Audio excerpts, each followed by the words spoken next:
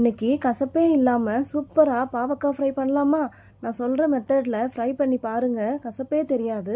பாவக்காய் பிளட் சுகரை கண்ட்ரோல் பண்ண ஹெல்ப் பண்ணுங்க. விட்டமின் சி அதிகமாக இருக்கிறதால இம்யூனிட்டி பூஸ்ட் பண்ணும். டைஜஷன், லிவர் ஹெல்த்துக்கும் ரொம்ப நல்லது. வீக்லி 1 டைம் சாப்பிட்டீங்கன்னா உங்கள் ஹெல்த்துக்கு ரொம்ப நல்லதுங்க. எப்படி செய்கிறதுன்னு பார்க்கலாமா? 4 பாவக்காய் எடுத்து தண்ணியில் வாஷ் பண்ணி ரவுண்ட் ஸ்லைசஸாக கட் பண்ணிக்கோங்க. நடுவில் இருக்க கொட்டையை ரிமூவ் பண்ணிவிட்டு ஒரு பிளேட்டில் மாற்றிக்கலாம். ஒரு கடாயில் 3 ஸ்பூன் ஆயில் விட்டு பாவக்காயை நல்லா ஃப்ரை பண்ணிக்கோங்க. பாதி வெந்தால் போதுங்க. இந்த ஸ்டேஜில் ஒரு பிளேட்டில் மாற்றிக்கலாங்க.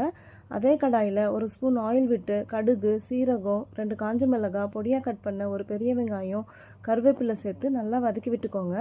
வெங்காயம் நல்லா வதங்கினதும் 4 பல்லு பூண்டை தட்டி சேர்த்து வதக்கி விட்டுக்கோங்க.